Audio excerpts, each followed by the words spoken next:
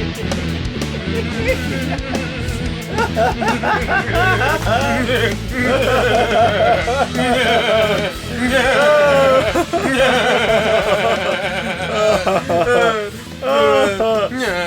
still don't know what all the tunnels are for. We'll never know. No, we'll never know. I mean, in real life, we'll never know because that was a thing. Yeah, that guy existed, and yeah. But anyway, hi, oh, you big fat hoe, welcome.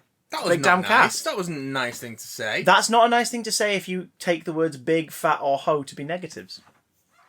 I am proudly a big fat hoe. Thank you very much. You absolute sex pest. Thank you.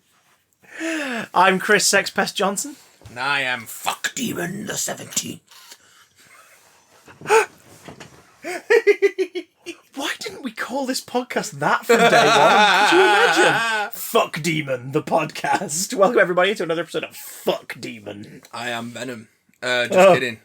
It's the big damn cast here at your service. Oh, fucking hell. Nerdy news, gossip stuff is fit to occupy your time on the long-ass commutes over the winter weeks, because it got real wintry real damn quick. The long-ass commute to death. Fuck Demon. Welcome to Fuck Demon, the podcast. Yes. We've got three major things we can talk about this week. We're also going to take a little peek at emails toward the Indie Pops and see what you have to say with your mouths. But first, let's which one do you want to talk about? We've got two trailers. I don't want to talk about any of them. Excellent. Well, that was a fun episode, guys. We'll catch you next week here on Fuck Demon, the podcast, the game, FuckDemon.com. That's FuckDemon.com. That's probably a website. 0800 Fuck Demon. I'm not looking up on my phone. You can look go up on on your incognito browser. mode and I'm going to look it up on my browser, see if Fuck Demon's a website. In the meantime, I will talk about the first of the two trailers we're going to cover before we dive into today's main topic, which is Pixar's upcoming action-adventure sci-fi movie, Lightyear. We have a first-look trailer. It's not a website, by the way. Oh! Well, if anyone wants to buy it, and keep it for yourselves, we don't fucking want it. I'm going to see if there is... Well, FuckDemon.com isn't. I'm going to see if there is a... .co.uk. Anyway, Lightyear. It's coming out next year. We've got a teaser, so we're probably a good year away, I imagine. It is the story of Space Ranger Buzz Lightyear and his big first successful mission off into the stars to infinity. What was it? Infinity Awaits was the tagline in the trailer. And so it was quite beyond. cool. Yeah. Visually, that's all we can really talk about. Visually, what it looks like. Because there's no dialogue in the trailer, is it? There's snippets of speech, but no scenes. There's a to infinity and yeah, little cock teasers. Avengers. Zack Snyder's Justice League Part 2. It's I like how this looks. I like how it looks. I like the look of it. I know the internet, at the announcement of this movie and when this trailer came out, the internet was confused. It was bamboozled. It was heffalumpt and woozled because everyone was going, wait a minute. So, is he not a toy anymore? I don't understand. It's not that complicated, is it? It's not complicated. Do you know Buzz Lightyear is a toy in those Toy Story movies? That was cool. Yeah. Imagine if there was a film about the thing the toy's based on. Yeah, that we have. A thing that actually exists and has existed since at least the 70s. Yeah. In this context. Well, what? Wait, what? What? Well, toys based on movies. Oh, right. Oh, I thought you meant Buzz Lightyear. I was like, No, wait. no. Was Buzz Lightyear inspired by a specific property that I am only just now starting to realise? The really weird Star Trek toys that had nothing to do with the Star Trek show. Oh, shit.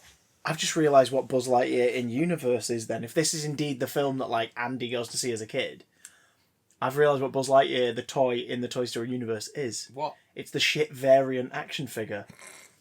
Or when films that have family history, toy history, but the film that's currently out really doesn't suit it, but they make toys anyway kind of toys. Like the Batman Begins action figures. Yeah.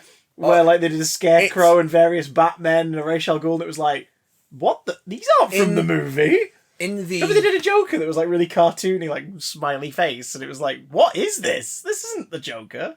What? From this film? Why is it a toy? It's because we want to. You think of the Batman '89 one? which is no, that one's that was funny. repurposed. Yeah. The Kennerline just the Super Friends one. put them back out with different colours. Yeah. Like they changed the colour a bit, and they went, "There you go." They're the same with the Penguin. There it is. Batman Returns. Except for the Happy Meal toys, they were fucking disturbing. Yeah, they were good. Happy Meal toy that gets his little dick out. Best Happy Meal toys I've ever seen. What was that? Oh, it actually screwed Warner Brothers and McDonald's over, and it was part of a giant complaints campaign in the States. Yeah, but this one... Because that film really was not for kids, but they wanted to do toys anyway, and it's weird. Yeah, Buzz Lightyear in Universe is like the cutesy toy version of this movie, for some reason. In the Toy Story universe, Buzz Lightyear was a spin-off from The Adventures of Pluto Nash, which is actually a huge success. No, wait, but in the 90s. But in the 90s, yeah. or Buzz Lightyear of Star Command, which is fucking great, and Disney Plus needs to put it on there. Buzz Lightyear of Star Command. Oh, yeah, it's not on there. It isn't on there. Not even The Adventure Begins, not even the feature-length pilot, which was recorded... Because Patrick Warburton... For some people listening to this going, what the fuck are you talking about? There's an animated series in the late 90s called Buzz Lightyear of Star Command. Yeah, because I was going to mention this. Yeah. Fucking excellent. Yeah. And Patrick Warburton was Buzz Lightyear, and it's about Buzz Lightyear, the Space Ranger of Star Command, and it had a great supporting cast, and it had some ridiculously brilliant villains. My favourite... The first one, the first story is a Star Command, like a ranger, like someone else, one of his team. Yes. Gets bitten by a techno lycanthrope. So it's basically it turns you into a werewolf made of wires and technology and metal. I love it. And the guy was played by Mark Hamill. So you knew they were after the right voice talent for that stuff. Yeah. My favourite villain was an energy vampire who literally drained like robots and stuff. Oh, Colin Robinson. No. A techno vampire. That's back as of today, so we should probably watch a few episodes and talk about it next week. I'm down for watching. If there's something to watch on BBC iPlayer this week, it's What We Do in the Shadows. That's a sneak preview of what's happening later. Alright, okay. It was a techno energy vampire played by Craig Ferguson. Okay. So I loved him long before I even knew who he was. Called Nos 4A2. Oh, which Joe Hill later stole for a novel. Yeah. There you go. But the best thing about it was Buzz wasn't the same character as Toy Story, because it was a character unto himself. He's a toy. Yeah, he's not a toy. He's not an action figure. You are a child's plaything. You are a sad, strange little man, and you have my pity. Farewell. Which ironically is what we should all say to Tim Allen. Hey, and the screenwriter. Ah, yes, Joss of course. Whedon. Yeah. Two very talented men, also two absolute scumbags. So, Patrick Warburton voiced Buzz Lightyear in Star Command. How did he voice him? Of course he sounded like that. Hey, Peter. To infinity and beyond. Like, that's basically how he sounded. Because it's Patrick Warburton, who does a great job, but he's very funny. And his Buzz was brilliant and written to be that Buzz and that tone of that show. And it's fucking great. The first, 2-3 episodes are a multi-parter. Like, the pilot. It was a feature-length pilot. Were the only ones that were released on VHS here in the UK and DVD was that pilot. For that release, because it was a home release, Tim Allen dubbed Buzz Lightyear. Oh no! So we never got a home release of anything where Patrick Warburton plays Buzz Lightyear. Oh no! Because that home release also had a top and tail in CG that was made during the production of Toy Story 2, where the toys are watching the show on TV. Oh yeah, because they have the bit in Toy Story 2 where they're playing the game, don't they? Yeah. So it's a cute little tie-in. It means that the home video version of The Adventure Begins is different from the one that went out on TV. Yeah. And you get a few extra things, but you also lose something by losing Patrick Warburton and getting Tim Allen. You just lose something by getting Tim Allen. Buzz Lightyear Star Command is fucking great. It's really, really good.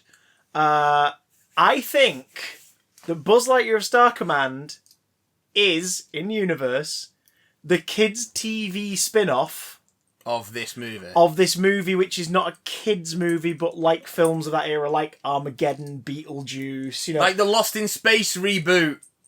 Well, that was trying to be family friendly, whilst also really not being family friendly and being shit. But you know what I mean? I will not hear a bad word said about the Lost in Space 90s reboot. Oh my god, are you fucking kidding me? No! Are you fucking kidding me? It's awful and I love it! So, Aliens, Batman, Predator. Like there's all these films. Terminator 2. Robin Hood, Prince of Thieves. Like there's all these Rambo. films in the 80s and 90s that got action figures for kids, and some of them, like Rambo, like got animated series for kids. Conan. Yeah. Oh god, yeah. Conan, which is weird. The Adventurer. Which is weird because the films are not for children. Nope. Some of them are like not child friendly, but like for example, Armageddon or Batman '89. Like you could imagine kids watching it and it being okay. I imagine kids watching Armageddon and being like, "This is boring." Yeah, but do you know what I mean? Like it's that thing where kids watch it. Fucking long. Kids watch it and go like, you know, they could watch it and not be scarred for life based on their age. Oh their temperament. Totally. But like, I think that's what Lightyear is. I think Lightyear is the movie that came out. And then too many kids went to see it, so they went, shit! And they made a load of, like, tie-in stuff, like a cartoon and toys. Yeah, and they rushed out, and that's why it's not an accurate toy. That's why the Buzz Lightyear is not accurate, because they rushed it out based on early concept art. So Lightyear is the Batman the Animated Series to... No, Buzz Lightyear in Universe. Star Command is the Batman and Robin The New Adventures to Batman and Batman Returns. Yes. Yes. Yeah, there we go. Yes. And we could have said that and saved ourselves 10 minutes, and the Chris? Toy in film is not the Batman the Animated Series action figures, because Kenner did a pretty great job with those. It's like the Bubble Bath and McDonald's toy versions of Oh, no, it's got karate chop action. It's got glow-in-the-dark wings and voice samples from... Bop, bop, bop, bop.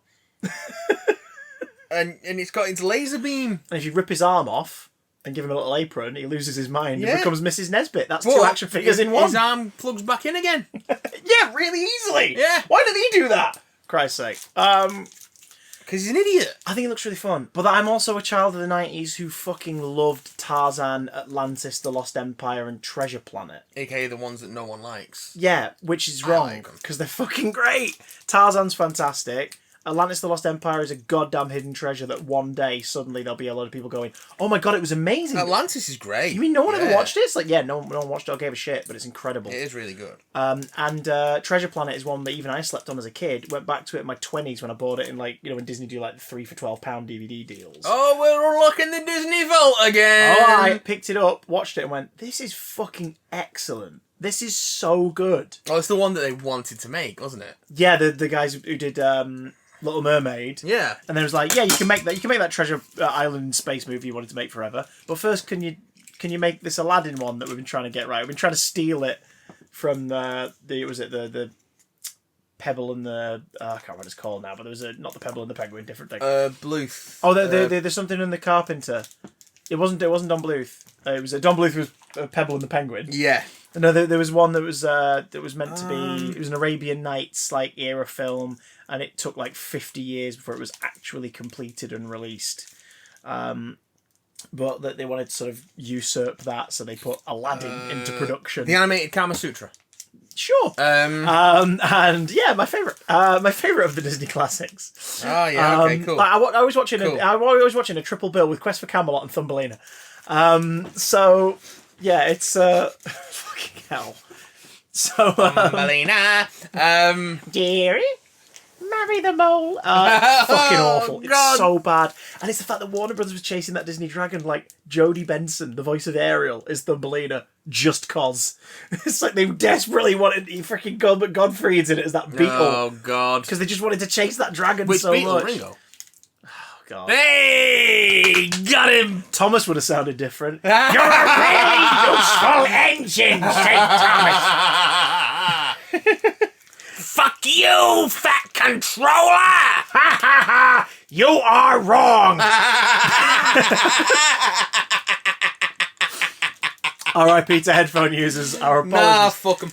I like Lightyear. I kind of hope that it's more action adventure oriented than comedy kitsch. I sort of want to see what they do. Just if anything to make it totally different from the Toy Story movies, which are again top tier fucking kids films. Like they're absolutely faultless. They're beautiful, and the second one's the best one. And anyone who disagrees is an idiot. On the subject of comedy kitsch, oh, let's talk about Morbius. Oh shit! Yeah. Sony's latest man. Spider-Man cinematic universe that doesn't have Spider-Man in it except for brief post-credits tease. I mean, at this point, we thought it looked bad, but oh my, does it look bad. I really like Morbius, the character. Yeah, well, you really like a lot of bad things. But no. I'm not going to sit here and defend Morbius, the comic book character. Spider-Man is my boy, and I fucking love his villains, his rogues gallery. They're wonderful. From the A-listers like Doc Ock, Green Goblin, Venom, to like the absolute fucking Z-list hilarious bastards like Big Wheel and Swarm. Oh, a Nazi made of bees. Where's the Swarm movie? So good. Swarm is in the fucking Broadway show. Yeah. Because, well, good's not the reason. It's because Bono and the Edge were high as fuck when they were working on that, and Julie Taymor was out of control. She was out of control. I don't care if stuntmen have to die to make this. Stuntmen died. And it's still the biggest loss in Broadway history, and always will be. It will never be topped. Superstars showing their L's on Broadway. Fucking amazing. Oh my god. But, I like Morbius because Morbius, like all the great Spider-Man villains, is a brilliant dark mirror reflection of Spider-Man. Peter Parker is a kid who goes through a horrific scientific accident that was out of his control. Yeah, he's bitten by a radiated spider that changes his DNA and mutates him. It scares him, it unnerves him, it turns him into what at first he perceives could be a monster. But then he embraces it after a lesson in hubris and fucking, selfishness. Hubris. And uses that, what it's been given, as a gift to help other people. It may be a burden to him, but he's using it to change lives and make the world a better place. Yes. Michael Morbius is someone who tries to use science to cure something that ails him. A horrific scientific accident happens, and it turns him into a monster. He's constantly at odds with trying to cure himself or use those powers to help others and control the bloodlust that the accident's given him.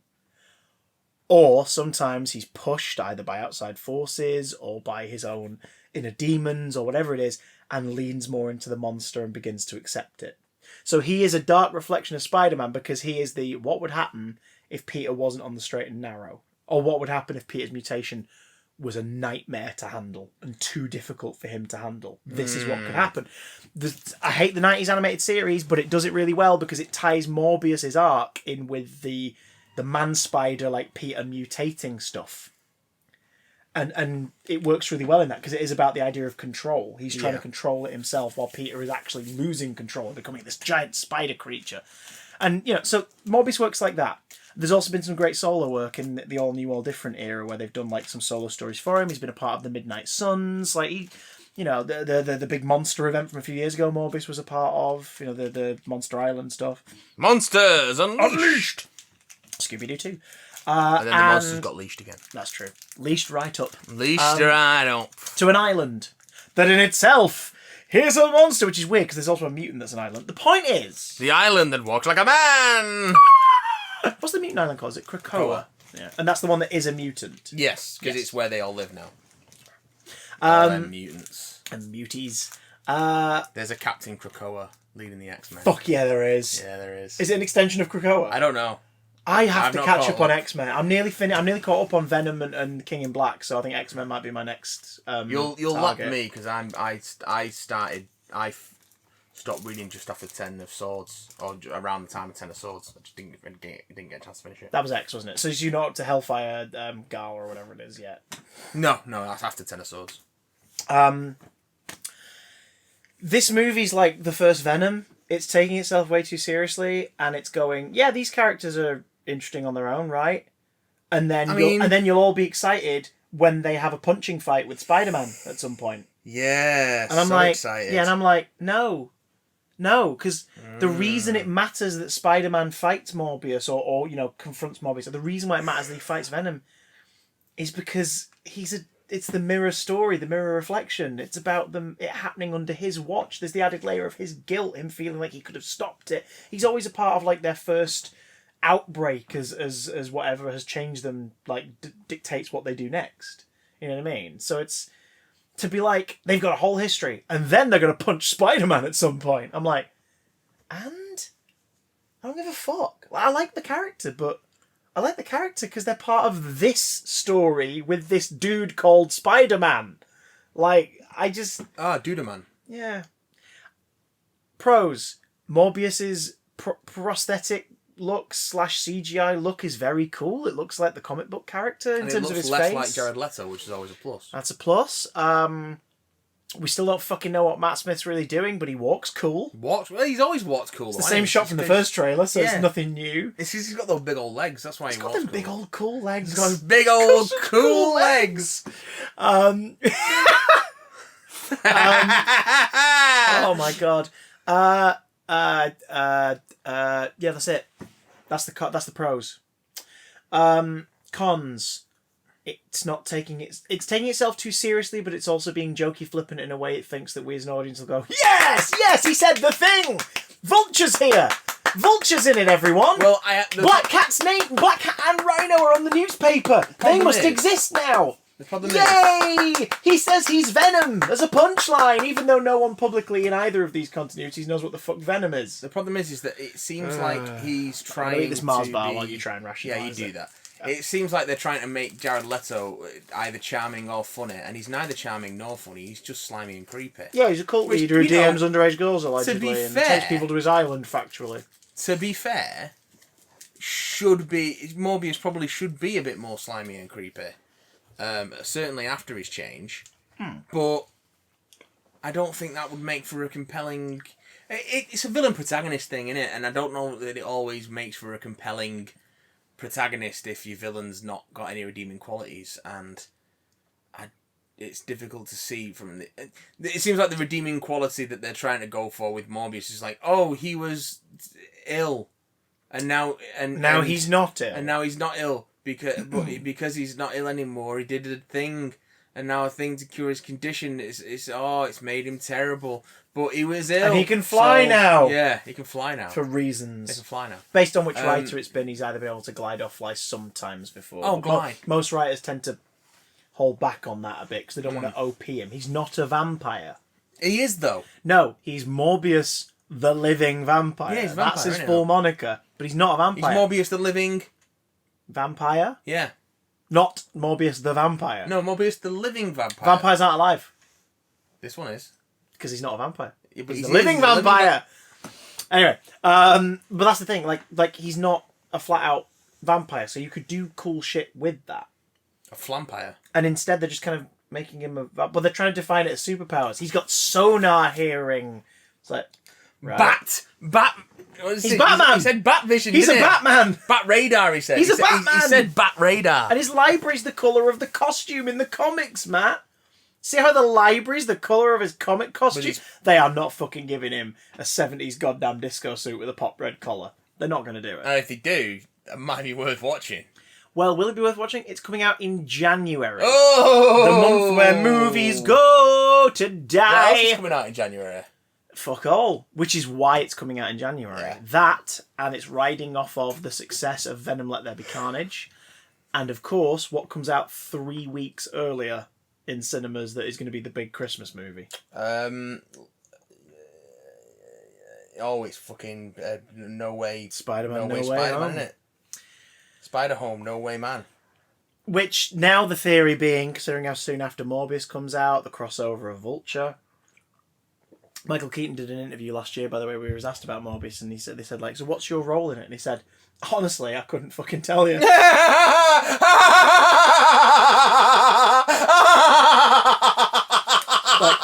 There's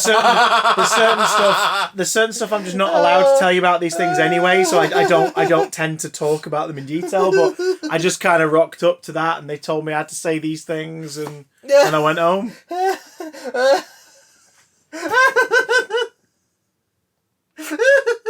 I wrote a tweet earlier today which I thought was a perfect summary. Nice fucking model! I wrote a tweet today that I think perfectly sums up the mentality of how Sony are trying to do this break into the MCU. Yeah. Marvel Studios, 2008. We're going to take some of our B-tier characters and work on telling really creative stories that, if this experiment pays off in a few years, we'll do a really fun finale. Marvel Studios 2012. The ball's rolling with Disney Studios behind us, and we're going to try to grow and evolve this storytelling model while introducing new characters and hopefully telling great stories that people will find compelling. Sony Studios 2021. Let's throw shit at their wall and see what sticks. Like it's like what are you doing? What are you fucking doing, Pascal? What are you doing, Arad? You fucking Well, put idiots. in the Daily Bugle in a movie. Do you know what I want? I want No Way Home to be Holland's last one. Mm-hmm. For his sake. Mm-hmm. I want Sony to take Spidey back.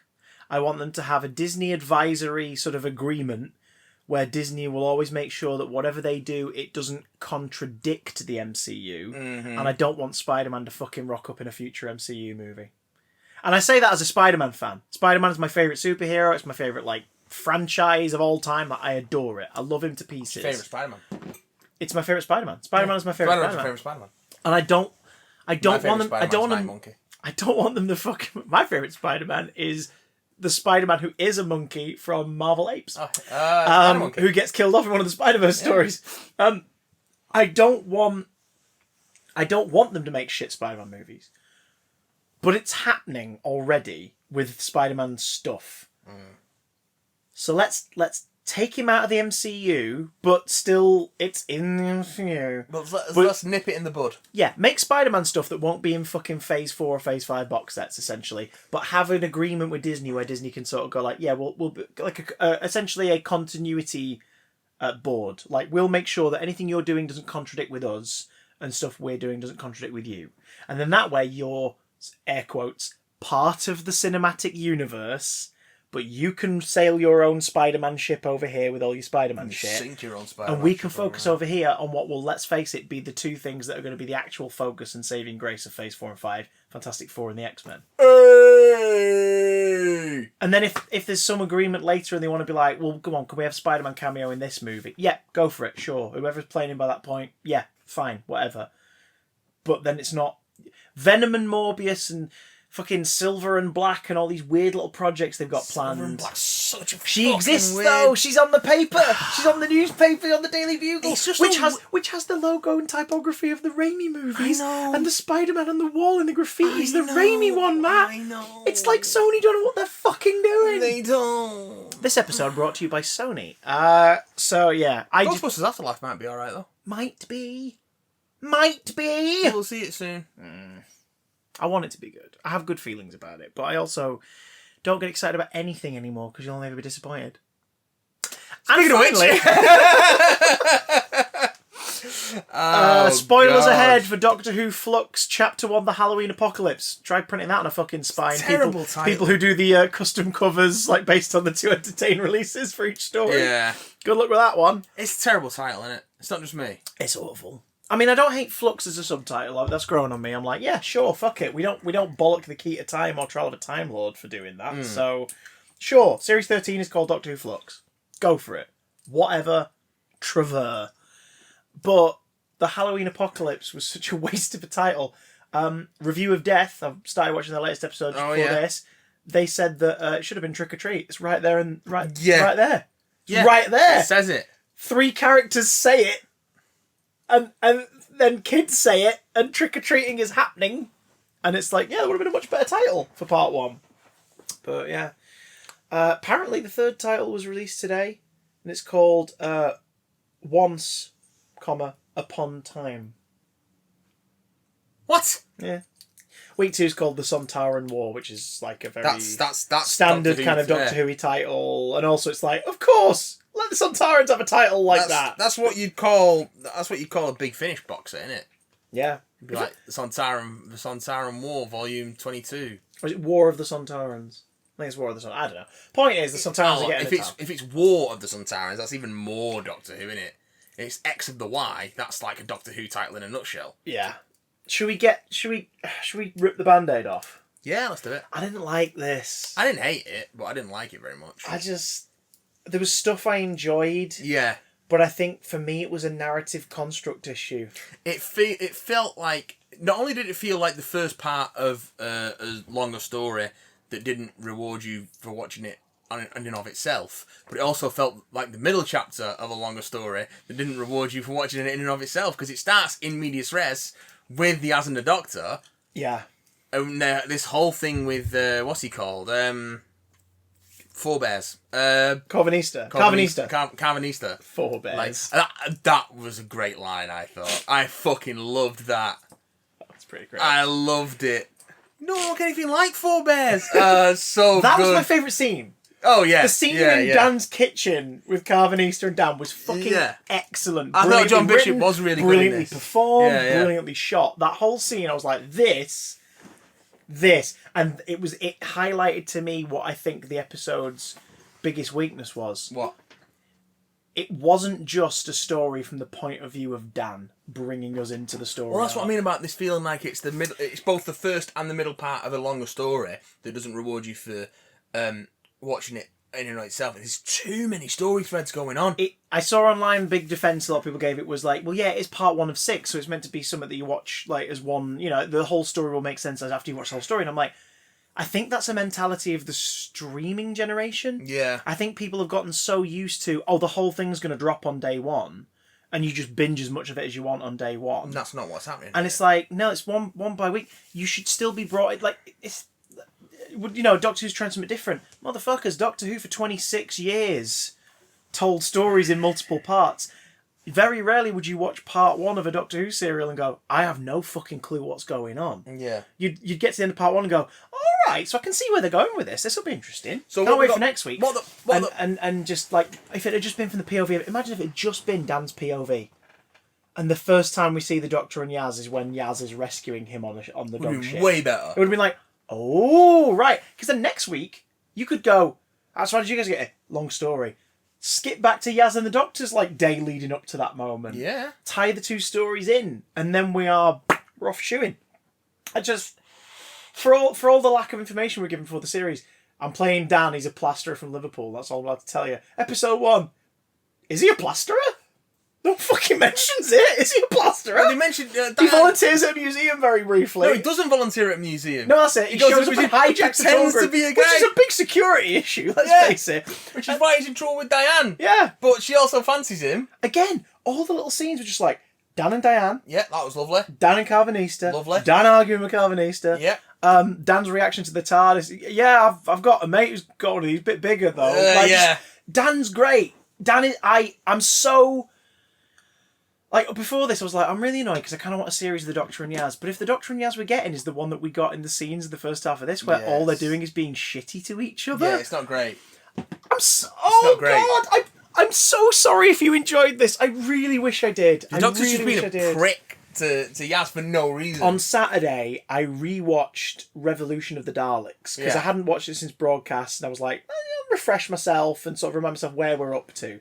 And I really didn't enjoy the rewatch. Like, the only stuff in it I really liked was the use of the Dalek, which in itself mostly span out of how well it was done in Resolution. Yeah. Which is a much more solid story. Yeah. And then it kind of shits the bed later when, like, that one Dalek, the clone of it goes up to the Dalek ship for the SAS Daleks, whatever they keep referring to them as, and it's like, hey, look, I'm just evolving. And they go, yeah, fuck you, and kill it. And you're like, oh. That's the conclusion for the story for the most interesting Dalek we've seen in years. Cool. That's annoying. But like that, of course, the whole thing of that is Yaz is pissed off the Doctor's been gone for 10 months. She don't give a shit that the Doctor was in prison. And, like, couldn't get to them. She don't give a fuck. Yaz is just annoyed at her. And they play it off as like that thing of like your mate or your crush. Like, where have you been? I've been worried sick about you. Yeah. They play it like that. And then by the end she's like, yeah, I'm going with you. This will be fun. And they don't really dwell on it. And of course, there's that whole running thing in that where she's like, yeah, I'm fine. And Ryan's going, You're not, though, are you? You're not fine. I can tell. I'm really concerned. Sure. I mean, upside, it didn't have Tosin Cole in it. Oh, God, I'm sure Tosin's a lovely guy, but I've grown to realise that Ryan is so boring. Yeah. And part of it is the delivery. And it really sucks, because when he has his moments, they're really good. He has real good moments, and these flashes of brilliance in his performance, but the rest of the time, it's just monotone. Well, it's usually when he's doing stuff with Bradley Walsh. Well, that too. That's Their what entire brings relationship, life. even though that last story is the whole, like, Graham's like, yeah, it was just that and the other, and he goes to sort of fist bump Ryan, and Ryan just looks at him, he's like, Stop being weird, Graham. and you're like, have you guys not progressed? Like, No. Series 12, there's a whole thing where, like, Ryan sort of learns to be a bit more open to his granddad and, you know, be a bit nicer to him, and calls him granddad, and they make a point of that being like, oh my God, you call me granddad. And then in that special, he doesn't do it anymore, and he's like, "You're being weird, Graham." And you're like, and do none of these characters like each other? Yes, they It's do. really weird. Yaz and the Doctor are in a very loving relationship. No, but they're just having a rough patch at the moment. That would be interesting. That would be really interesting. I can't believe you get to a point where Yaz is dangling from her ankles from a hovering bar above a planet covered in acid. Go on. About to get cut to ribbons. Go on. No. Whilst also manacled next to the Doctor. I'm waiting to see if any of this is ticking any boxes for you. I think you're trying to weigh up whether or not the acid is sexy or a bit of a mood killer. I can't decide. But, like, she's in that situation. Yeah. And afterwards, the Doctor still hasn't told her why she's after this dog. Yeah, it's weird that. To me, it's too much. It is weird. Like, it should get to the point where they're in a, terrifying life or death situation. Then Yaz is like, right, you're going to tell me. It'd be interesting if we knew. Yeah. But we don't know, because we don't know what the fucking division is. Which she's so, like, after. we thought the division was a Time Lord operation, but now we're seeing that there are individuals out there doing work for the division. Oh, and then you've got this fucking Swarm and Azure pair of cunts. I'm glad you remembered her name. I really like their design because and I really like the two guys. We haven't seen enough of Azure really to get a I only idea. remember her name because I saw the thing on Facebook saying "Meet Swarm and Azure" in the latest episode of Doctor Who. I really like the two performers who played Swarm.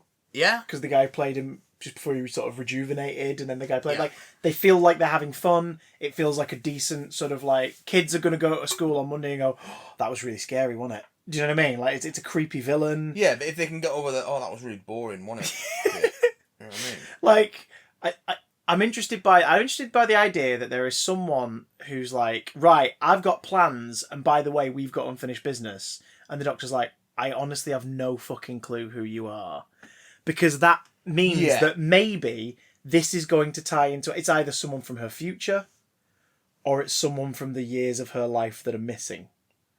Because one thing that Revolution of the Daleks does is it touches on that. There's a conversation where she talks with Ryan, and she's like, I'm not who I thought I was. Yeah. And Ryan's like, but you are, though. Like, who you are is what's important. And he's right. And that scene is not brilliantly performed by Tosin Cole. And Jodie's not really giving her best in that scene either. But, like, it's a very well-written scene in Revolution of the Daleks. Give it your best, Jodie. Because it sets up the idea that, like, no, who you are right now, because it's what Joe Martin's Doctor says to her in, like, The Matrix. It's like, no, who you are is who you are. That's what matters. But I like the idea that it's eating away at her. I just wish that they'd show us that instead of lots of scenes where Yaz is going, tell me what's going on. And I'm like, we're not getting any more of Yaz. Yaz is still just a function to drag information out of the Doctor. Yeah, I'm disappointed. I'm so annoyed because Jodie and Mandip have a really nice chemistry when you see them doing the press for it. And, I don't know. It feels like all the sort of character work is them, like they understand that those characters have a good relationship, but it doesn't come through in the show because of the bits of it we see. It feels like they've got this really great relationship that we don't see any of. We only see when they're fucking arguing. Yes. 1,000. Haven't I taken you all to these amazing places since Ryan and Graham left? Have to name check them in case casual viewers have tuned in and gone, hang on, where's the chase bloke? Yeah, exactly. Like, have you been to amazing places? Can we see some of that? Can we see some of, like, a montage even? I know it might be a filming restraint. A lot of people say, well, they won't be able to do it because of COVID stuff. But, like, this series has been in production. The 6-episode, less than half the length of a series 10 years ago episodes have been in production for a year. They started shooting these at the tail end of last year. And yes, as part of that, they've shot 3 stories that are going out next year. But, like, that's a year. Plenty of time to fit in a few little pickups here and there. Give us a montage of them at the beginning doing some over here, having a lot of fun. Some over here having a great time. Where's and our through high it, gravity you can gymnastics lessons? Exactly. Some of it where you sort of see, like, you can show in that they're going to these really fun places and having a great time, but in all of them, the Doctor's doing something or talking to someone or checking something. And Yaz, you can see her visually begin to suspect that you're taking me to these places for a reason that you're not telling me. Yeah. Then you would go, right, I can see why it's boiled over now. Yeah. It simultaneously feels like we're at the start of and in the middle of a story. We don't have enough of the information for any of what's happening to actually matter to us. And then they just, as soon as we're starting to get somewhere, they shunt us off to another storyline. Do you know who did it better? The idea of the companion being suspicious of the Doctor having an ulterior motive. Yeah. It's been done better before. It was done better in McCoy's era. Yeah. Stories like Ghostlight absolutely fucking excel at it. Ghostlight's really great. And again, and in that situation, that's one where it is literally personally connected to the companion. Ace is being put through something because the Doctor, like, is challenging her. Like, that's even worse almost, because it's not just he's keeping quiet because he doesn't want to, like, worry them. He's putting her through something. But, like, the realisation, the idea that Ace is sort of, as the story goes on, is like, you brought me here on purpose. Like, it sort of, you know, it unfolds because there's a beginning, a middle, and an end. There's a progression. There is way too much in this. This, to me, felt like... It's overstuffed, isn't it? I was trying to compare it to something, and I realised, imagine if you were reading a pre-owned copy from a charity shop, obviously, Harry Potter and the Philosopher's Stone, and you got up to, like, chapter 6 or 7 or whatever, where, or less behind than that, earlier than that, where the Dursleys are in this shitty little shack in the middle of nowhere, trying to avoid all the letters. Yeah. And Hagrid bursts through the door, walks up to Harry and is like, yep, no, you're coming with me, you dry up Dursley, you bloody great prune, and all that. And he's like, right, you're coming with me, like, you're a wizard, Harry. And by the way, there's this evil man who's alive in 3 different places. In the back of someone's head, he's a spirit of his boyhood self in a book, and he's also a shriveled little fetus that Eric Sykes is going to see get dumped into a cauldron in a few years' time in a manor somewhere. Also, his soul is broken up into 7 pieces, and you might be one of them. But honestly, don't worry about that right now. Oh, by the way, your dad's best mate isn't really a serial killer, but everyone thinks he is. You got that? Cool, okay. Oh, anyway, and don't forget. Yeah, don't forget. Don't forget. Yeah. Biological sex is science. Okay, no. Okay, no. That stuff isn't in the Harry Potter books. No. It's just the horrid beliefs of a fucking terrible. Okay, yeah. Oh no, it's in the Strike books, isn't it? Yeah. Yeah. But you know what I mean? It'd be like if Story 1 went, by the way, here's a thing from Story 1, here's a thing from Story 6, here's a thing from Story 7. That's exactly what it's doing. That's what this is doing, and it's like, I think I would have forgiven it if we would have focused on Carvanista, this story, and the Swarm. Yeah. And then at the end, as everything's going to shit for them, utilise fucking voiceover if you have to, and show, Sontarans on a warship thingy. That Claire woman's being stalked by a weeping angel. These tunnels are being built and delivered. Like, show at the end in just a quick, like, what is this? What is this? What the fuck is none this? of these things. Because then you'd go, oh, is this where we're going to go over the next 6 weeks? Instead of, oh yeah, those things were in this episode earlier on. Yeah. Tunnel Man. Tunnel Who is a real man. Tunnel Man. He's a real guy who had a weird life. Hat Man. Have you got the cast list on your IMDb up? He's a real dude who had a weird ass life. He was like an industrialist in Liverpool, and he spent all of his money doing weird shit, like building endless tunnels and commissioning houses. Joseph Williamson. Yes, commissioning houses and designing houses that had no logical layout inside. Like, the layout was fucking stupid and made no sense. He used to invite, or at least on one occasion, invited all of his rich friends over for a big meal, and then just served them, like, porridge and shit biscuits.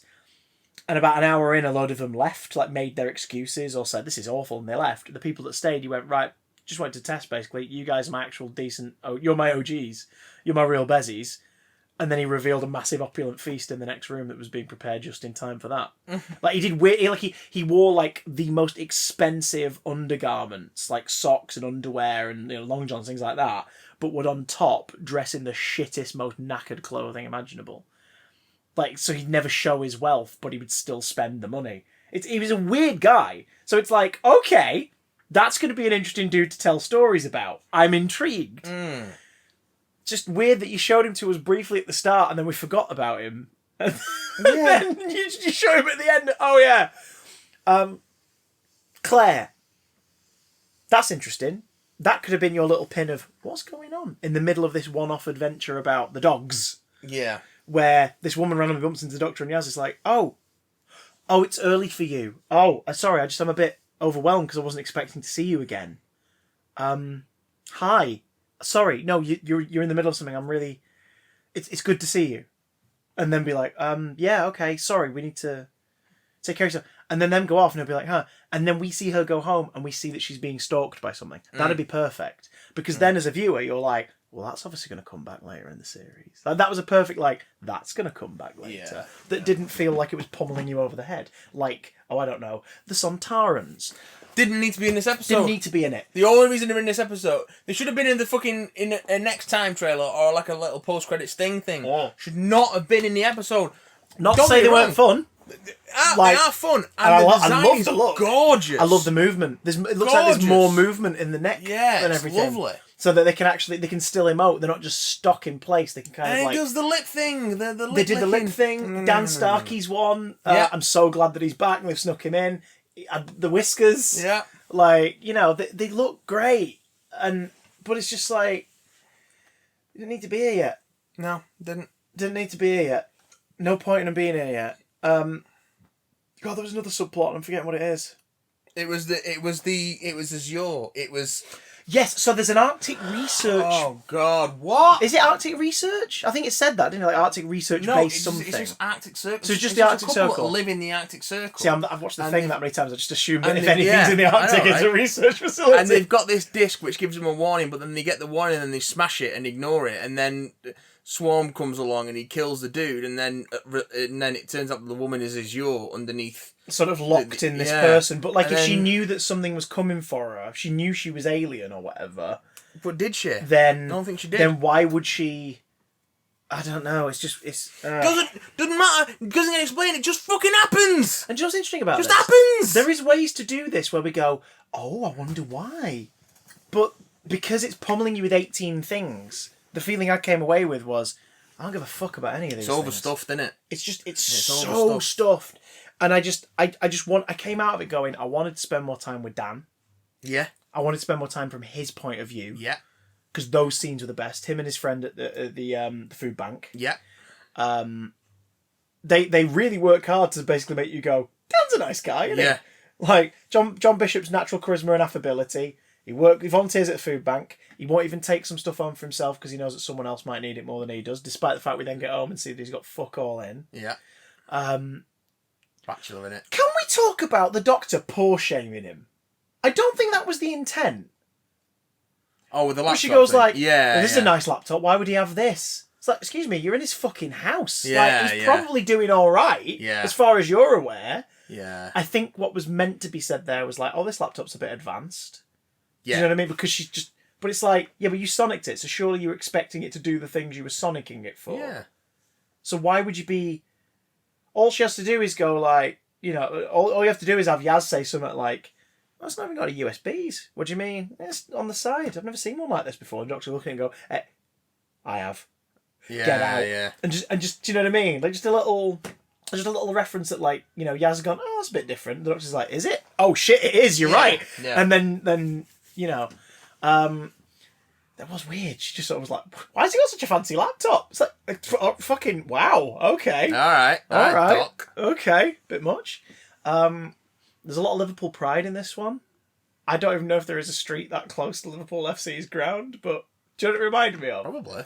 The road leading up to oh god, what was Man City's original stadium? Oh, Main Road. Main Road. It reminded me of that Yeah. the street that they shot a lot of the Second Coming in. Yeah. Like it was sort of like, okay, I don't know if it's actually there though. I have a feeling it's been CGI'd in, or at least it's been polished so it's clearer to see. Felt a bit like well, we were living in Shepherd's Bush and we were just down the road from Queen's Park Rangers. Yeah.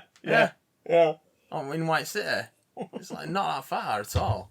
Literally Sure, just I go, did. Yeah. you just go to the end of the street and you're there. There's plenty of grounds like that, but it just something about the composition of the shots. I was like, it looks overlit. I think it's been added in. Yeah. Why not just shoot on a street near it? Not just Like, shoot surely you fucking could do Liverpool. that. I mean, Well, they did shoot. yeah. They did shoot chunks of this in Liverpool. They did do that. The museum, for example, like that is all on location. But yeah, it's I don't know. I don't fucking know. A few little weird bits of trivia. The guy who played Carvanista is the guy in the teaser from the start of this year. Dan's mate, where he's like reading his horoscope out okay. to him. So it's the same actor. So that's a nice little kind of. Oh, Sort of cute. There was speculation beforehand that teaser was a scene from the episode, and maybe like the guy was disguised as a human. Yeah, but that makes no But it fucking turns sense, out no, does they've it? obviously just gone. Well, you're covered up in this fucking thing, so do you want to shoot the teaser with us? Your face is in one of the things, which in itself is like that's kind of cute. It's also the only evidence we have that he's a plasterer. Really, Yeah. is this teaser trailer from Listen, early in 2021? Work's printed on the ground. Can't go in people's houses because of the pandemic. But they can't refer to that, can they? Oh, of course. Yeah. Some So bullshit. it's weird, isn't it? Which I don't mind. Like, I'd rather not be beaten over the head with the pandemic appearing in every television program. Like, I'm fine with that. But it's also time travel. You could set the story in like 2019 or early 2020. Why is the Well, no, Weeping because it has to be Angel in this? October. Well, again, if that was the only this episode specific thread we saw, I'd love that. Because I'd go, oh, she's being stalked. Why? What's that about? This person from their future's being stalked. What's going on? Do you know what I mean? I'd be fine with that. What I hated was there was some of Chibnall's recent issues, which is the tell, don't show. Oh, God, yeah. Where she went, don't blink, don't blink, Yeah. don't blink. It moves when you blink. It's like, we just saw that. We know that. We know what... Say don't blink. Say don't blink. Because there might be a viewer who honestly hasn't seen him or hasn't seen him for years and doesn't really remember it. Do you know what I mean? And is like, well, what is that? Like, you can never go, don't blink. Because then that informs us, her saying don't blink to herself, informs us that she knows what this is. Okay, that's interesting. Does Christian not think that we're stupid? No, but there is a lot of tell don't show in his era that makes me think that either he's writing it for kids but going about it the wrong way, because kids are a lot smarter than everyone always presumes they are when they create media for them. It's something that Russell T Davies has a really good handle on because he's written for child audiences specifically and adult audiences and everyone in between. But also, it's just, I don't know, it feels like it's in the script, but it's the sort of thing that the final edit from the script editor should trim it out. You know what I mean? Yeah. There's loads of it in Series 12. There's so much dialogue that is like, oh, that'll do the thing, which will do the thing, which will do the thing, Doc. And it's like, yeah, we just saw it do that, Graham. Why are you telling us what we've just seen? It's really, really weird. But I would have been fine with the little Weeping Angel scene if that was honestly the only tie-in plot we saw. Yeah. But it's just a lot. It's so much. It's so much. And I'm sorry for those who really did dig it and go, yeah, but it's just, you've got to wait for all 6 parts for it to... I'm like, I'm sorry. dug it, more power to you. Part 1 should be your introduction to a story. It shouldn't be, here's the... Do you know what it was? What was it? It was the fucking... It wasn't the contents page teasing you with what might come up. It was the fucking glossary. It was the glossary! It just hit you with, oh, here's everything that's going to be in the book. Here it is, spell it out for you. Do you want to see the rest of it? Well, you'll have to go back and see what that's about, flick back in the pages. And I'm like, no. Show me a contents page where I can read vague titles that make me go, oh, that could be interesting. Oh, I wonder what that's about. Got no clue what that's about. Oh, yeah. Well, I don't understand what that means. I guess I'll have to watch it in order to get to that point. And instead it's just, yeah, you could start with episode 1, but episode 1 feels like you said, episode 2 and episode 6 and episode 4 all at the same time. Yeah, it's just too much. I wish I liked it, guys. I'm so sorry. I wish I liked it. I'm so sorry. I'm sorry. I'm so sorry. But at least we liked some of it. Did we? Yeah. I like Swarm's design. And as yours design. I think they look really fucking good. And I liked the actual the weird thing of the TARDIS. Something's happening that's causing the TARDIS to freak out. Like, I like the image of the doors appearing in different parts. Like, every time they've come in, it's like, oh, there's a new door. We've come out of the floor. Like, that was fun. Because it was like, oh, that's a weird fun thing you can do with the... Because obviously the door isn't the door. Yeah. So you can have it be like, oh, no, I'm going to put you out here now. And they're like, right, what's going on? Why is it doing this? Like, again, that's a nice little... If it wasn't lost amongst all this other shit, that'd be a nice little tease that something's going on here. And we'll discover more as we go. Vinder. Again... Doesn't need to be in this. Doesn't need to be in this episode. Would have been one version of his scene. Would have been a great opener to another one in the series. Cold open. It's a cold open. Cold open. It's a cold open in the middle of a fucking episode. Well acted. Yeah. I like the idea of there being like Firewatch towers Yeah. in the middle of certain quadrants of space. Yeah. I like the idea that he's like, I love this opportunity, and I take solace in the fact that not many people get to see this. But also, fuck you for making me do this, because it's really boring. You know, I like that, and you know, just because that could be your first. That could have been the cold open for this episode, setting up the idea that there is this storm in space that is destroying and consuming things. Yeah, because And then tie that into the ending of this episode, because you learn over the course of it that the reason the whatever the lupine, whatever they call the alien race, the dog guys, you realise that they know something is coming that's going to like fucking devour Earth. And that was a fun notion, the idea that they're kind of a twin planet to Earth, even though Earth don't know it. Yeah. Because their civilization's more advanced. Yeah. So their job is to look after their twinned planet, so they're going to come and take everyone one by one and take them away from the storm. It's not a very efficient way of doing it, is it? Well, it's not a very efficient way of doing it. Earth already has a twin planet, motherfuckers. It was called Mondas. No, they're not like a twin planet in that sense. They're species bonded. Yeah, they're like a twinned village. Yeah. They look after each other and they show up each other's fates. Yeah. Earth is twinned with and it is kind of a cute idea that it's like, wait, the species the species that are species bonded with ours, who are here to look after us, are good boys. They're good boys. They are good boys. They're very good boys. I love that Calvin needs to look. It takes a while before you see him properly, and he's just very cute. Yeah, it's very cute. It's boy. like with a big fearsome axe. Yeah, he's very cute. Oh, you're so fierce. But like that's so fierce. a cute idea, and I don't hate that idea. But this episode should have just been focus on Dan. Doctor and Yaz pop in, maybe set up the mystery of Claire.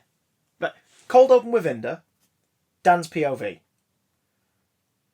First 10-15 minutes is Dan's story, as was, up to Yaz rescuing him. Boom, flashback a day. The Doctor is trying to find someone called Carvanista for reasons. She has this psychic vision of Swarm. She's like, that's weird. Gets to Carvanista, tracks to Dan, meets Claire. That's a little button for later. So you've got the cold open's a button, and that's a button. Gets to Carvanista ship, saves Dan. Those stories coalesce. She has one more vision, like, what is this thing out there? It's trying to talk to me. As the ships surround Earth to save it, and the Carvanista story's now done. The storm arrives, cliffhanger, because the cliffhanger is now tied in to the cold open where you saw someone at this thing in the middle of space being approached by this storm. You also then have the ambiguity of, did Vinda survive? Did that guy survive, or is he just a cold open device? You know, which then becomes fun when he shows up in episode 2 or 3. And you're like, oh, he made it out. And they're going to learn more about this thing. You know what I mean? So you set Flux in cold open with Vinda. You tell Dan's story. You tell the Doctor and Yaz's story up to that point, meeting Dan. Including the little Claire tease. And you end episode 1 with the dog people protecting Earth in the shield. The TARDIS about to be hit by the Flux. And if you want, pop back to Earth briefly to show Claire being stalked by the Angel, and then you go out on a cliffhanger. You know what I mean? Because then you go like, okay, so there's this thing called the Flux, and that's the storm. There's something reaching out to the Doctor, and there's this lady that knows them, but they don't know her, being stalked by a Weeping Angel. Yes. Those are your threads going on into the cliffhanger. Because the dog plot is closed, and the Vinda plot, as far as you're concerned, is closed. He's a guy on a thing that sees this storm, freaks out, and tries to leave. You know what I mean? There you go. Boom. No Sontarans, no tunnels under Liverpool just yet. You don't know anything about... Vinda's not a concern other than, oh, I hope that guy got away. But if he doesn't, it doesn't matter, because it was just a cold open setting up that there's a storm in space. And then you could introduce the idea of Swarm finding his sister, like, later. You know what I mean? His sister's hidden somewhere and he goes and gets her. Like, why the fuck did they kidnap Diane? Yeah. Yeah, they don't know who she is. Then again, if he's psychically reaching out to the Doctor, he's probably just fucking with them. I don't know. It's just too much. It's hats on top of hats on top of hats, but there's a head underneath, like, the third hat. Yeah. Yeah, but it's a cute dog head, though, so it's okay. You're a good boy. You're a good boy. Who else is a good boy? I mean, it's good, like. Yeah, that scene is the best scene. Fucking love it. It's a genuinely great scene, and I wish we had more like that. Like, just yes, please. I wish we had less like this. Oh, It's the email apocalypse. email apocalypse. It's the email apocalypse. Coming Chapter to us- 1. coming to us courtesy of Ian. Oh, not Eon. Chapter 1, saying- the Eon apocalypse. He's saying, I don't know when or if I'll have time to catch the streams this week, so I must compliment you both here on your Halloween episode last week. Haha, okay. Nice work, Bone Daddies. Nice. That's a reference to... You know which film that's referencing? Bone Daddy, the Rutger Hauer starring film. Yeah, sure. Yeah. That's a better answer. That's a better comedy I answer know, than I I was don't going to know. come up with. I don't know. It's that before Christmas reference. Oh, okay. Nice work, Bone Daddy. Bone Daddy. This email has been written and sent before what we are all longing to watch. The Mrs. Brown's Boys live special. Is that a thing? Oh yeah, that show's carrying on as specials, isn't it? They've stopped doing series, but they're going to do specials. It's moved into the hallowed halls of sitcoms like Only Fools and Horses, where it's like, we can't keep making this, but we know you want more, so we'll do specials every now and again. And it's like, no one wants you to keep making this. No one wants more. Please spesh off. Thank you. Oh, of course, it's not that. It's Docky Hoomst. What? What's that then? What's that about? So I can't talk about it, but here's 3 predictions. You can't talk about it, but Because he hasn't seen it yet. Oh, okay. Oh, let's see if any of them came Because true. you sent this before. One, Twitter in uproar. Well, he's saying do anything Doctor Who and Twitter's going to be in uproar nowadays. Yeah. Yeah. Well, did you see what the... Well, that was accurate. But in terms of content of the episode, people who didn't like it kind of had the same problems we did, really. Yeah.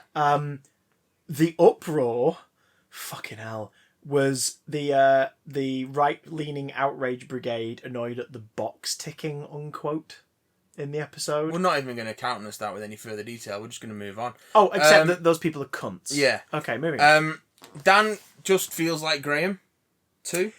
No, he was very No, he different. doesn't. He doesn't. He was similar in that the actor clearly provided a lot to the character from He's a their own middle-aged white personality, bloke, like, and they were a very comedic light presence. Yeah. But he's not the same character at all, which is a nice reassuring bit of okay, different. he hates cheese and pickle. I don't know if he does. Oh, that's my headcanon. And I'm going to shoot you with it. He'd never carry a sandwich in his pocket He would never carry a sandwich in his because he pocket. hasn't got the stuff in to make a Yeah. sandwich. He's got a nice laptop. Oh, what's he doing with this nice laptop? Oh, God. This episode felt rushed. Yeah, it fucking did. It felt like a rush, if that makes any sense. It was, Yeah, by the end of it, I was yeah. like, that was a lot, and I don't give a fuck. Like, I think I'll say this: I don't think the COVID compliance showed. No. I think they shot around it nicely, and also there were no scenes that would make you think, well, it's weird that they're all stunned. It's not like what was it? It was on TV a while ago at my dad's. We were away, Cheddar the other week, and when we were there, A lot of the soaps have been doing that. yeah, It it was just on in the background before me and Lou went to bed. It was just I think it was like Holby City or something, Yeah. and there was a lot of very obvious, like this person is 3 meters away from the other, and they were trying to mask it by doing a lot more of whoever was in the foreground was in extreme focus, Yeah. and Yeah, everything yeah. was in like a massive washed soft focus behind them or in front of them, and I was like, it's really obvious when you do it like that. You are physically in the shot separating the person in the foreground from the person in the background in a way that doesn't feel natural to a scene where they're having a conversation. This is really weird. This didn't feel like that. Even though if you broke it down logically, yeah, there is obviously scenes that would have been shot pre certain rules and after certain rules are alleviated. I can say this, having been on some live sets in the last few months, they're very strict. They are very strict even now. But obviously based on circumstances, you can have people at your tunnels under Liverpool like gathered in groups in the background based on the way you shoot it and stage it and stuff. But yeah, I don't know. Sorry, just a little rant there about nothing in particular. I'm a very angry man. Well, feel free to call Ian out if you think if any of them are wrong. And, well, we did. Ian, you're a git. We've done it. You're a wrong man. Random spooky late Halloween question. Random spooky late Halloween question. Ooh. Best Simpsons Treehouse of Horror villains. Oh. Hope this email finds you well and neither of you are too busy or overwhelmed with life. Signed, your obedient servant, often annoyance, and Hellraiser. Happy haunts. Ian. Thanks, Ian. You're a git. Thanks, Ian. Favourite Treehouse of Horror villain? Groundskeeper Willie in the Nightmare on Elm Street Groundskeeper spoof. Willie. Yeah. Yes, that's a good one. Then again, there is that one where he's like the hero trying to warn them in every story. So does that counteract him? Nope. Because I don't care about that one. This is indeed a disturbing universe. But that one's got the time traveling toaster in it. Again, I don't care about that one. Bram Stoker's Dracula Burns is quite good. Bat in the monkey's paw one. Is he the villain? Yeah, because he gets all the power, then he turns Homer into a Jack in the Box. That's not the monkey's paw. Oh no, it might be the same episode, but yeah, it's the Twilight Zone, isn't it? They just does the whole thing where he's got the power. They basically ape. Oh, he's Twilight got the Zone power. episode. Yeah, okay, yeah. What's the monkey's paw one then? I can't remember now, but that is one where everything goes to shit. It all goes to shit. The Living Krusty Doll, sort of child's play homage. That one's fun. I mean, sorry. Oh. It's from a later one where they start getting a bit shit, but it's the one where turns out Maggie is the daughter of Marge and Kang. Oh, okay. Because she was like sort of artificially probed and impregnated like by space rays and stuff. And they go on Springer.